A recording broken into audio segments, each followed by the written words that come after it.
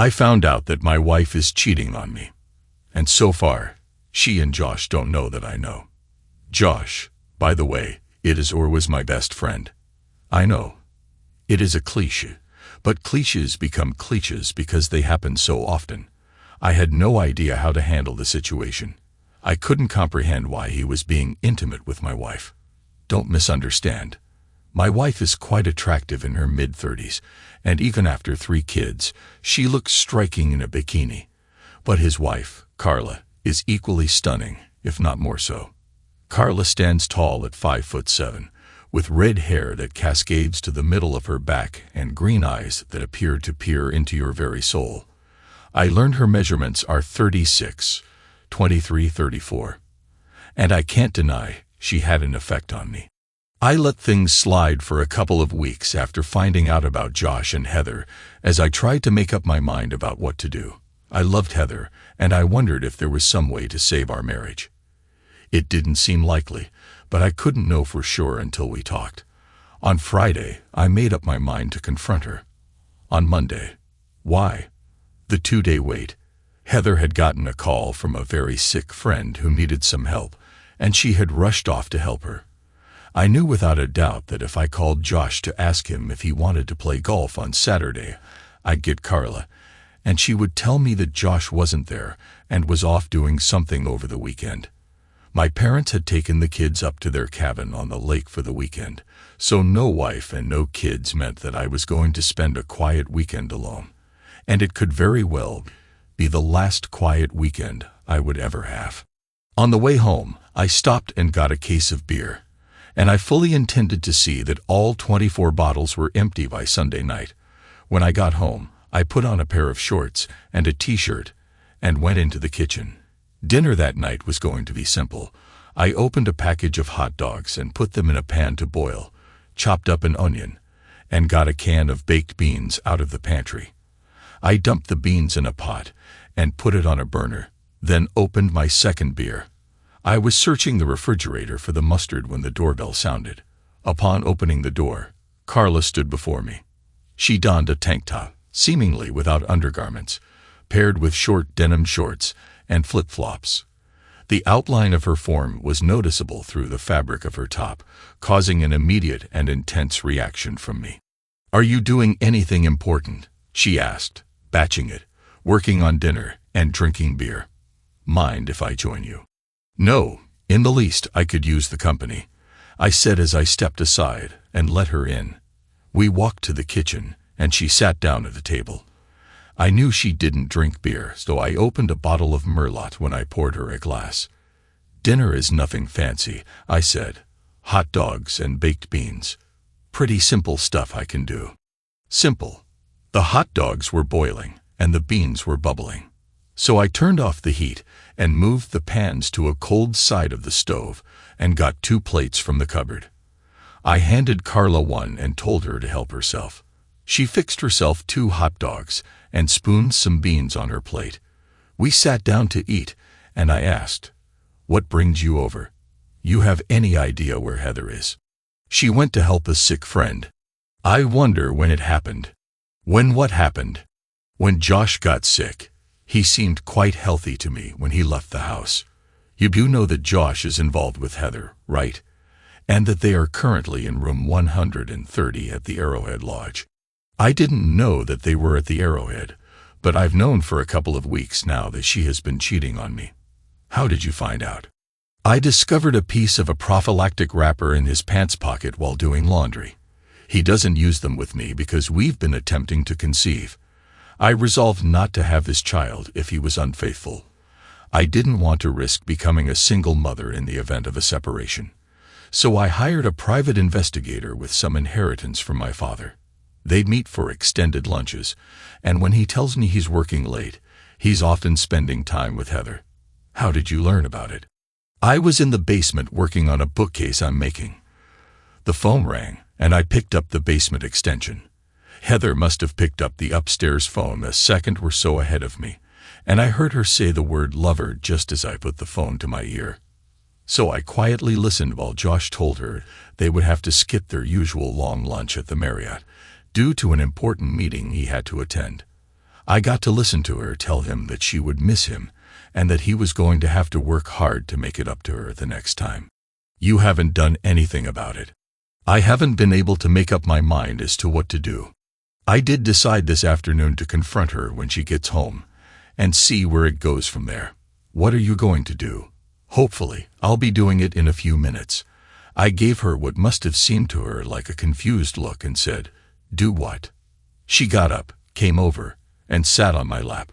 I've seen the way you look at me, and I know very well that if we weren't married, you would have pursued me. We might both still be married, but we don't owe Josh and Heather any more loyalty than they have shown us. She hugged me, and her hand slid up my leg beneath my shorts, reaching the edge of my underwear. I shifted to get more comfortable, and her hand moved beneath my underwear. I looked at her in amazement as she leaned in, and our lips met. She slipped her tongue into my mouth while her hand held me firmly. Caught up in the moment, I kissed her back, our tongues intertwining. She paused and said, "I'm aiming for the ultimate payback.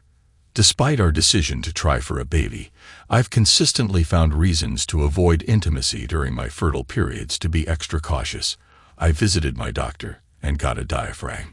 "How much do you want to get back at Josh? Why do you ask that?" "It is my ultimate revenge. I am at my peak fertility right now, and my contraceptive device is in my purse." Yummy. That is exactly what I mean. Carlo was right. It would be the ultimate revenge to have Josh raising my child, believing it to be his own. I smiled and slid my hand under Carlo's tank top, confirming my suspicion that she wasn't wearing a bra as I touched her. She responded with a moan. Her lips met mine with fervor as my other hand ventured under her shorts, revealing another layer she had foregone. I gently caressed her, eliciting a moan in a whispered, "Oh yes." As I continued breaking the kiss, I said, "On Heather's side of the bed. That's where I want you. On Heather's side of the bed." She got off my lap and said, "Let's go." We both quickly disrobed when we reached the bedroom, and Carla's unclothed form was stunning. She had a feature I had only seen in men's magazines. She was completely smooth. I've already noted that Heather was attractive, but I couldn't understand why Josh would be intimate with my wife when he had someone like Carla. Carla seemed to be pondering the same thing. She gazed at my bare figure with a quizzical expression, and when I inquired about her thoughts, she said, "I just don't understand it. You're more endowed than Josh. So why would Heather want to be intimate with my husband when she has you at home? It makes no sense to me. Doesn't matter.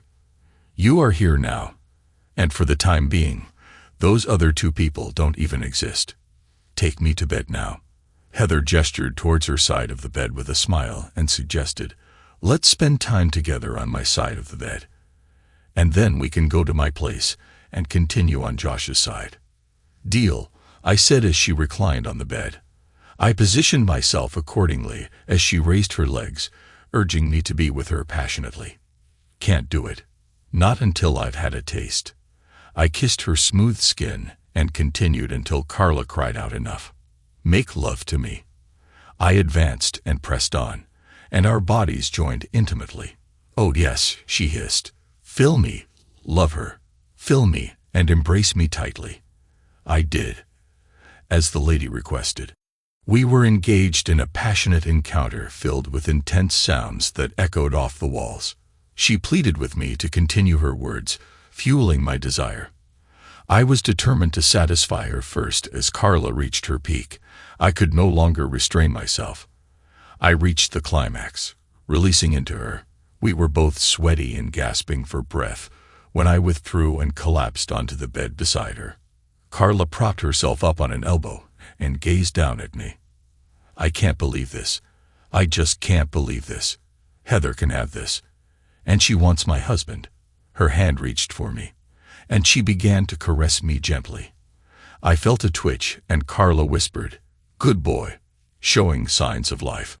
And that's a good thing, because we ain't even close to being done yet. "Lover." She moved down and began to caress me with her mouth. Her actions quickly revitalized my once dormant excitement. She then paused, shifted her position, and with a playful declaration of my turn to ride, she began to move rhythmically atop me. Carla and I reached a point of intense passion, and I shifted her position so that she lay on her back. Our connection deepened, and we shared a moment of peak intensity. As we rested afterwards, she said, "You aren't going to make me go home tonight, are you?" "Silly girl," I said as I pulled her to me. We fell asleep, wrapped around each other. I woke before Carla did in the morning, and as I lay there looking at her, I couldn't help but think that my actions with Josh's wife didn't make me any better than Heather. I could rationalize it by saying that Heather's infidelity released me from my vows. She did so I could write, "What's good for one is good for the other," right? Turnabout is fair play, right? But for me, the bottom line was that I had been unfaithful to my marriage. I couldn't claim the moral high ground when I confronted Heather. True, she didn't know what I had done, but I knew. I hadn't noticed that Carla was awake until she said, "You look deep in thought. What are you thinking?" I told her, and she said, "I made the same promises you did when I married Josh, so I guess that makes me unfaithful too." But I don't see it that way. Josh made the same vows as I did, and then he broke them to me. That meant we had a contract. And if we were dealing in law, if I remember correctly from my business law classes, Josh would be in breach of contract, and the contract could be declared null and void. I know marriages aren't handled that way. But it doesn't change the fact that Josh and I had a contract, and he broke that contract with me. That means, at least to me, that I no longer have to honor that contract unless I choose to. You need to look at your marriage the same way you aren't being unfaithful. You are only doing what her breach of her contract with you has freed you up to do. Enough of this talk. Take me out and feed me. And then we need to go to my place and reclaim Josh's side of the bed and work on starting a family. Her hand began to glide down my body, and as it reached my lower abdomen, I could feel a growing excitement. We became passionately involved. And if she wasn't expecting, by the time we fell asleep at her place, it certainly wasn't due to a lack of effort. However, I doubt the final attempts were fruitful, as it seemed nothing substantial resulted. In the morning, she inquired about the time the kids would return, and I informed her they would be home around 6. She served me steak and eggs for breakfast, suggesting I would need my energy for the day's activities. We called it quits around 4 so I could head home and be there in case my parents got there earlier than expected before I went home. Carl asked me if I had made up my mind as to what I was going to do, and I admitted that I hadn't. "Are you a good enough actor to pretend that everything is fine?" I don't know why, because, in my opinion, the best retaliation is for us to continue what we spent the weekend doing. I want to keep at it until I'm pregnant. Also, you need to consider your children. A divorce will limit your access to them, because around here the courts always award custody to the mother. You might only see them every other weekend. And that's if Heather isn't too upset with you to find some reason to prevent the visit. My advice would be to tolerate her life as usual, except that you and I would be passionately involved whenever possible. I don't know about that, Carla. Sooner or later, cheaters will get caught. If they catch us, it reduces our chance to hold the high ground in any talks we have. They got caught because of careless mistakes. You discovered Heather's secret because they foolishly used the landlines to talk. I learned about it because Josh was so negligent. He brought proof home in his pocket. We won't risk that. We will buy a couple of prepaid phones from Walmart and use them to communicate to prevent our spouses from finding them. We will store them in our work desks. We will coordinate our meetings to coincide with theirs. No, we won't be able to do that.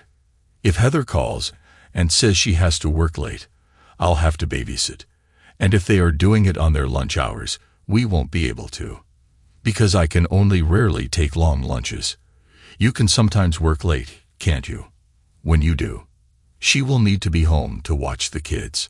I play cards with some sorority sisters from college every Wednesday night, and sometimes I stop for drinks after work with my colleagues, and Josh is accustomed to that. Another thing we can do is put a tap on our phone lines so we will know what they're discussing. Are you interested? You've thought it all out, haven't you? Maybe I've missed something, but with both of us working together, I think we can cover all the bases. You're sure you want to do this? Absolutely sure.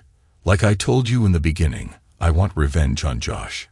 I gave him everything I have, and he stabs me in the back. I spoiled that scoundrel rotten, and was intimately generous with him 3 and 4 times a week. And he cheats on me. No way. I'm going to let it slide. My idea of the perfect revenge is to let him raise another man's kid. And what could be sweeter than having the husband of the woman he is cheating with be the father of that child?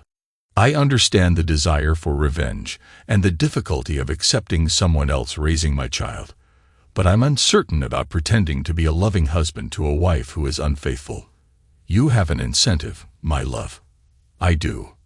Over the last 48 hours, you seem to thoroughly enjoy what I provided. You can have as much as you want, whenever you want, and for as long as you want. You do know that's an incredibly hard offer to refuse. I certainly hope so. And there's more. Josh wants 2 children, a boy and a girl. And I want both to have the same father. It could be even better. What if the first 2 are both girls? I know they'll want a son. Are you willing to keep trying? I am. As long as we don't get caught, we will just have to make sure that that doesn't happen. Oh, and one last thing. Can you act natural around Josh? It will be difficult not to show a knowing smile, aware that I'll be doing my utmost to start a family with him. But I believe I can manage it. I think Tuesday will be my next night to stop after work with the girls. What a coincidence. I'll be working late on Tuesday. My folks dropped the kids off at 6:30 and told me they hadn't eaten yet, so I took them to Mickey D's. I wasn't surprised when they wanted Happy Meals. After we ate, we went home and found Heather there. She asked where we had been, and when I told her, she replied in a snippy tone, "Why didn't you call me and see if I wanted to go to dinner with you? You didn't tell me when you'd be back, and you didn't call my cell to let me know you had returned." I replied in the same sharp tone. She gave me a nasty look and then went to greet the children while Heather put the children to bed. I went online and researched how to tap a phone line using a voice-activated tape recorder. I decided to purchase 1 or 2 on my way home from work the next day. I'd buy 2 so I could tap not only my line, but also Josh's line.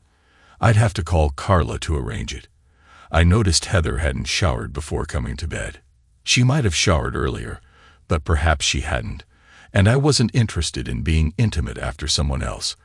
I might have unknowingly accepted it before, but not this time. When Heather initiated, I claimed to have an upset stomach and suggested waiting until the next day. Monday at 3:20, my secretary informed me that Mrs. Carla Marvis wished to see me. I instructed Shelley to allow Carla to enter. Carla came in, closed the door behind her, and approached me to offer a greeting.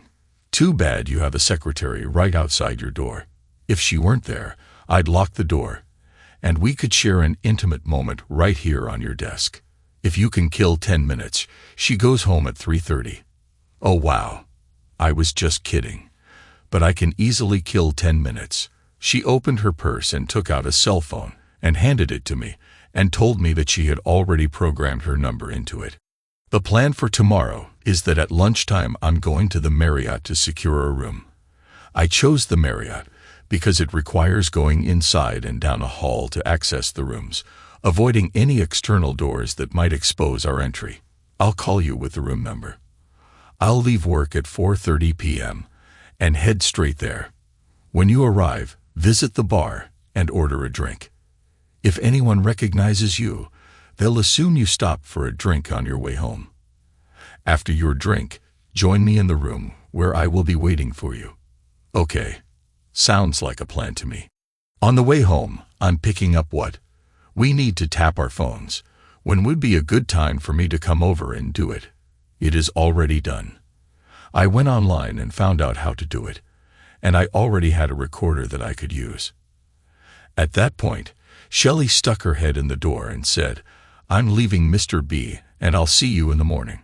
When the door closed, Carla got up to lock the door, and when she turned back to me, I already had my pants and briefs off and was clearing the desk. Carla laughed and said, "Eager.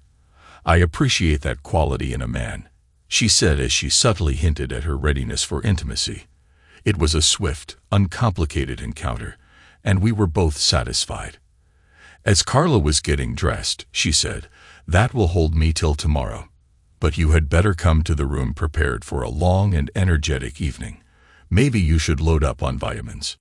I debated whether to clean myself before going home. If I became intimate with Heather that night, there was a mischievous part of me that found it intriguing to do so, with traces of Carla still present, likely dried by then. However, Heather often began with more intimate acts, and she might notice a different taste. Deciding it was better to be cautious, I headed for the men's room to freshen up. I stopped at Radio Shack on the way home and bought 2 recorders and 6 extra tapes. I got the second recorder so I could listen to the tapes in my office. I would save any tape that had something on it from the 2 lovers against the day I would be telling a judge why I wanted a divorce. Heather had dinner ready when I got home, and she had wine out, which was a good sign that she was in a romantic mood. And I wondered about that. She had spent the weekend with her lover, and she comes home wanting more. Was she developing an insatiable desire, or did she just enjoy being with her unsuspecting husband after being with her lover? Maybe someday I'd find out the answer to that one. Intimacy with Heather was always satisfying, and she was open to various experiences. She was skilled in providing pleasure, though not quite as adept as Carla, and she was open to different forms of intimacy. If Carla had been truthful and not merely flattering me when she mentioned my size compared to Josh's, I was curious about what Heather found lacking in me. Perhaps one day I would find out. When dinner was over, the kids were parked in front of the electronic babysitter, and we were doing the dishes. Heather said, "You do know that you have your work cut out for you tonight, right?" "Oh, and why is that?" "You have to make up for last night." "I'll do my best." "Your best is always spectacular, my love." I wanted to say, "Then why are you with Josh?" But I kept my mouth shut while Heather read to the children. I descended into the basement, located the phone lines, entry point into the house, and installed a tap on the phone. Heather didn't leave for work until an hour after I did, and I surmise that was when she and Josh would engage in most of their conversations. I could be mistaken, though. Heather owned a cell phone, and they could potentially communicate using her work phone while she was at her job. I was betting that the call I had eavesdropped on indicated they conversed when she was at home. We were intimate 3 times that night, which was unusual for us. Typically, we engaged in such activities 3 or 4 times a week, but usually just once, though sometimes we did twice. Another curiosity to ponder. The alarm sounded just after we completed our 3rd round. We were lying beside each other when Heather said, "Have you given any thought to us having another child?" "Not really," I said, as I particularly didn't consider Josh's. "In fact, I've been considering getting a vasectomy, so you could stop taking birth control pills, and we could still be safe. Why wouldn't you want another?" We had Mike and Anna so soon after our wedding that we never had a chance to go places and do things. As it sits now, we will still be young enough to do some things when Mike and Anna strike out on their own. More kids would prevent that. Besides, right now, we need the income from your job. We would be pinched if you had to leave work because of a pregnancy. In my mind, I was thinking some really unpleasant thoughts. Heather and Carla talked, and I'm certain that Heather knew Carla and Josh had decided to try for a child. Did Heather want to have Josh's first child before Carla could? Was there something Heather held against Carla? Or was it simply Heather trying to assert her rights to her partner? Either way, it didn't make me feel like I could commit to Carla's plan. In my mind, I was going to have to end things with Heather pretty soon. Then I had a very, very bad thought where Mike and Anna, even mine, I was going to have to find out. I fell into a very disturbed sleep the next afternoon after a tiring meeting in room 202 of the downtown Marriott. I shared my concerns with Carla. "I can't even make a wild guess as to what you should do," Carla said. "Confront her about Josh now before he can get her pregnant. Of course, she could already be expecting and is getting ready to tell you. I know what I'd do, but I'm not a man, and I'm not you. What would you do? I'd simply tell her that I don't want more children. So, for safety, I'll start using protection until I can have a vasectomy. If she becomes pregnant, that's when I'd address the issue. I'd suggest we need a DNA test to determine if the child is mine or Josh's. That would likely surprise her. If I get a vasectomy, it will blow our revenge plan. Just don't agree until you ensure I'm expecting. It would be unfortunate because I really want all my children to share the same father. We might be fortunate. Perhaps Heather was merely gauging your interest in having another child, and your lack of enthusiasm might dissuade her. We'll never be certain unless she approaches you with the news that she's expecting. She looked at her watch and said, "We have time for a couple more chances for you to make me a mommy." I stopped on the way home to purchase protection, and that night, when Heather was intimate, I prepared to use it. What's that for? I've decided to use them until I can get a vasectomy. I really don't want any more kids. Well, take it off. I hate the feel of those things.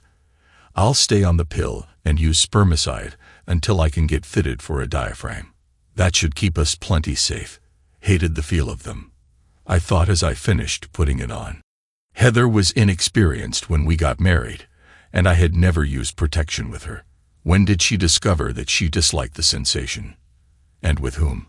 Regardless, it just reinforced my decision to determine the paternity of my 2 children. Then I recalled that it was because of Josh using protection when he was with Heather that had tipped Carla off to the fact that Josh was unfaithful to her. I was still going to have the test done.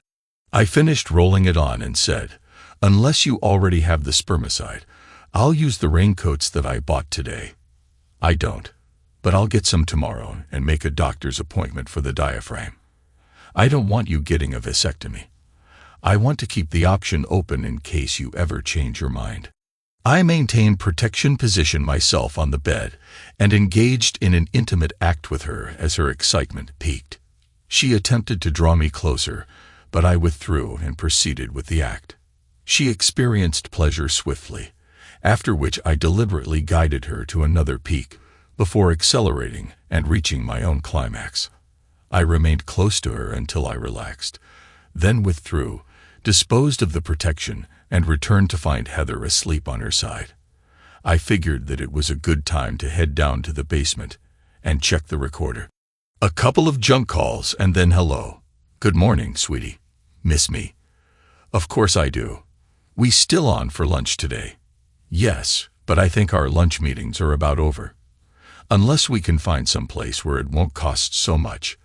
Those motel rooms are draining my family budget. I can't keep taking from it. Sooner or later, there won't be enough in it to feed my family. And I certainly don't want Barb asking why. I'll try to come up with something. Wednesday night is her card night. Have you figured out a way to get out of the house yet?" "Not yet, but I'm working on it. I'll cross my fingers. I need more of you than I get on a 45-minute lunch break." "Me too, lover. Talk to you tomorrow." "Of course. Till then, bye, baby." I almost became sick when I realized that I had been intimate with Heather after she had been with Josh that afternoon. But I managed not to. I found it interesting that she was not only unfaithful to me, but she also had to pay for the room to do it in. I wondered how Carla would react when she heard that her husband referred to her with a derogatory term. The only thing I knew for sure as I climbed the steps out of the basement is that Heather would not be able to leave the house on Wednesday night. Tuesday, when I got to work, I took the track phone out of my desk drawer and called Carla. And when she answered, I said, "Good morning, jerk." "What? Who in the world is this?" "You have forgotten the voice of the father to be of your children already. And besides, who else has this number?" "Bob, why are you calling me an offensive name?" "Listen to this," I said as I held the recorder up to the phone and pressed play after the woman's card night had played. I said, "See, I have it on good authority that you are unfaithful. A husband knows these things about his wife, right?" When the time comes, I'll eliminate the despicable person. I played the rest of the tape for her since she obviously hadn't checked the recorder that she had put on her home line. And after she listened to it, she asked me what I was going to do. I think I'll have to work late on Wednesday, but I won't let her know until it's almost time for her to finish work. Hopefully it will be too short notice for her to arrange a babysitter. Did you catch the part where Heather says she's paying for the room they meet in? Doesn't surprise me. Josh has always been cheap. I guess if you are going to work late, I'll skip my card night, and we can get together. I'll call you tomorrow and set it up. Wednesday over breakfast, Heather asked me if I had plans for the evening, and when I said no, I asked why she wanted to know. The girls from work have been talking about stopping after work to have a couple of drinks and socialize away from work. I can't do it unless you are here to watch the kids. Shouldn't be a problem. I kissed her goodbye and left for work. I then rented a room at the Marriott. Upon arriving at work, I called Carla and provided her with the room number. Heather finishes her job at 5, so around 440. I informed her that I would be working late. There are some problems with the Henderson contract, and they have to be taken care of before Nathan goes to his meeting with them in the morning. Sorry for such short notice, but I really can't get out of it. I may be really late, so don't wait up for me. Love you. I was worn out after my time in room 333, and Heather was asleep when I arrived home. If she had been awake and in the mood, I doubt I would have had the energy for intimacy. For the next 5 weeks, Carla and I were able to get together on the average of twice a week, and it helped to always know ahead of time by way of the phone taps what Josh and Heather were up to. It was during that 5th week that Carla said, "Congratulations, Daddy. How about passionately embracing the mother of your child? How does Josh feel about it? He doesn't know yet. I needed to tell the baby's father first. Then I can tell Josh. You know, I said the one thing we haven't done that they have is go off for a weekend together. I think we owe it to ourselves to have one to celebrate your pregnancy. We just need to do it without the two of them putting 2 and 2 together and coming up with the right answer. Funny that you should bring that up at this exact time. Josh has to fly to San Diego to handle some detail or other with his father's estate. He is going over this weekend, so he can visit with some relatives before going to see the attorney on Monday. If you can come up with a way to get out for the weekend, we can go someplace, and neither one would have any reason to think about it. I think I can do it." I got off the bed and got my cell phone and called my brother, who lived in Akron. When I got him, I asked him to call the house just after I left for work in the morning, and to tell Heather that I need to come home for a family emergency of some type over the weekend. I told him I'd call them later and clue him in as to what was going on. He said he would take care of it, and we said goodbye. I turned to Carla and said, "All that's left is to decide where we want to go." The next morning, Heather called me on my cell about 5 minutes after I left the house. "You need to call Bill as soon as possible. There was a family emergency, and he needs to talk with you. I'll call him as soon as you hang up." I waited until I got to work, and then called Bill. "What's up?" I explained the situation to him, and he assured me that I could rely on his help whenever I needed it. I trusted him because he despised unfaithful individuals. He was a single father because his wife had been unfaithful after she passed away in a car accident. He ended up raising the children alone. I called Carla and told her the setup, and we made arrangements to take off for the weekend. I got on the phone and called the Arrowhead Lodge and was even able to reserve room 130. Only fitting, I thought. At 2, I called Heather and told her that I was flying back to Akron. "I'll stop by the house and pack a bag. My flight leaves at 8, and I need to get there at least a half hour early to check in. I hate to sound selfish, but I do hope that you aren't a match. I need you to have all your parts to ensure we make it all the way to old age together.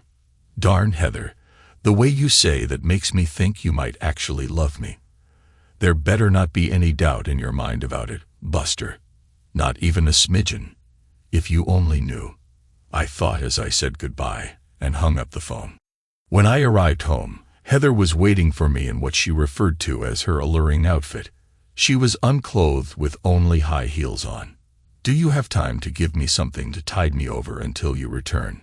Since I didn't need to rush to catch a non-existent flight, I said I had the time. Heather was lying on the bed. And as I dressed, she said on the phone, "You almost sounded like you doubted that I love you." "Just kidding, babe. I know full well how much you love me. You show me just how much every time you are intimate with Josh. I don't want you to ever doubt it, lover. Not ever."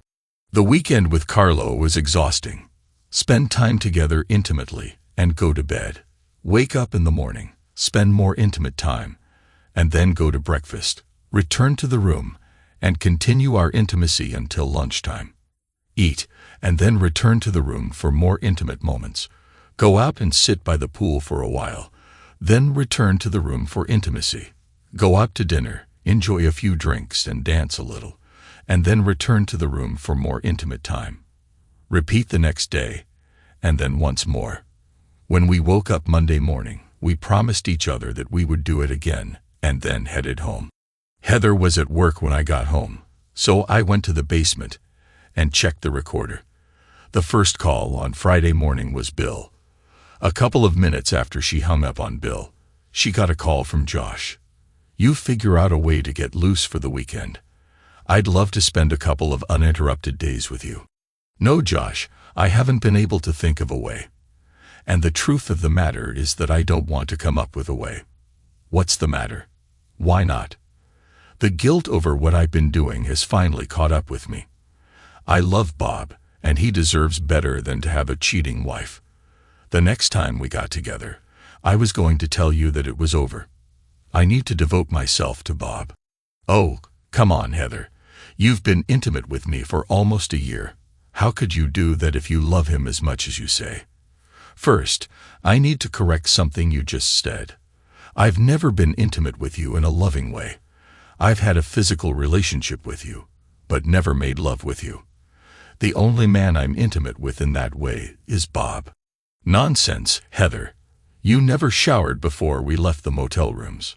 I keep a travel bag at work with all the essentials for personal hygiene.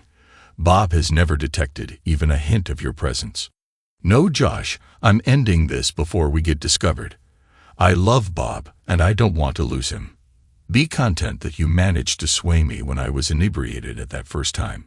Maybe so, but you weren't drunk all the other times. Depends on what you mean by drunk. I was intoxicated with the excitement I got from being with Bob after you and I were intimate. I wanted to see if the thrill would be there if I was sober. So I let you and I be together a second time, and it was. That is the only reason," I continued. "We've managed to keep it a secret for a little over a year, but I've come to realize that the feeling I get from going to Bob after being with you isn't worth the risk of losing him if we got caught. Enjoy your time in California, Josh. And when you return, don't contact me. Goodbye." Interesting, I thought as I pulled the tape and inserted a fresh one. I unpacked and headed to work around 11. I called Carla, and when I said hi, she said, "Miss me already? You know it's attractive. I have something I want you to hear. If it is Friday's phone conversation, I've already heard it." It seemed she came to her senses and recognized she could lose you. "What's your plan?" I'd already made up my mind to hang in there until the kids turned 18, and I can't see anything that would make me change my mind. If she meant what she said to Josh, it will make it easier to stick it out, but the trust is gone.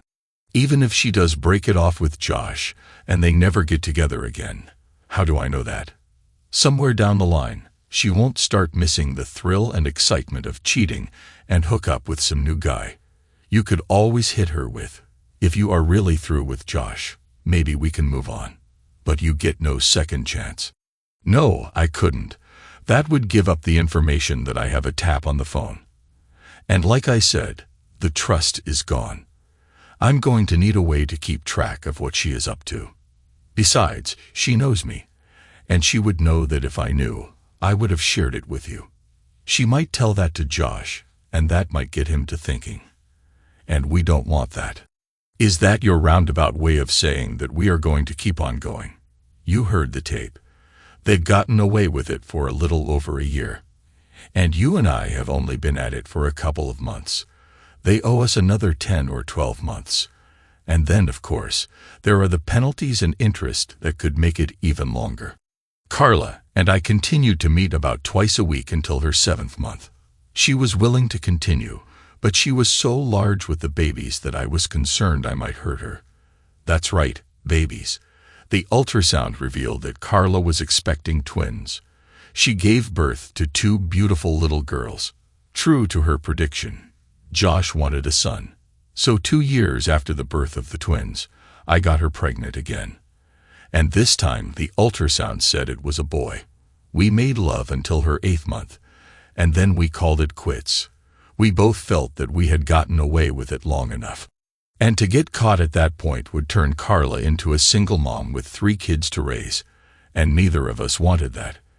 As Carla put it on our last time together, the aim was to exact revenge on the unfaithful scoundrel by making him raise another man's children. I must remain married to him for this to occur. Josh received a promotion that required him to move, and I haven't seen or talked to Carla since they moved. However, I do think of her often and fondly. It has been 6 years now, and as far as I know, at least according to the telephone tab, Heather hasn't become involved with anyone else. However, she and Josh had managed to conceal their affair for over a year before I discovered it, and I was completely unaware. She might have become savvy enough to stop using the home phone for such matters, but I monitor her closely. And so far, I haven't seen any indication that she is being unfaithful. She has been trying her hardest to pamper me, and I'm reconsidering my plan to leave when the kids turn 18. That's 4 more years for Mike and 5 for Anna. I'll just have to wait and see.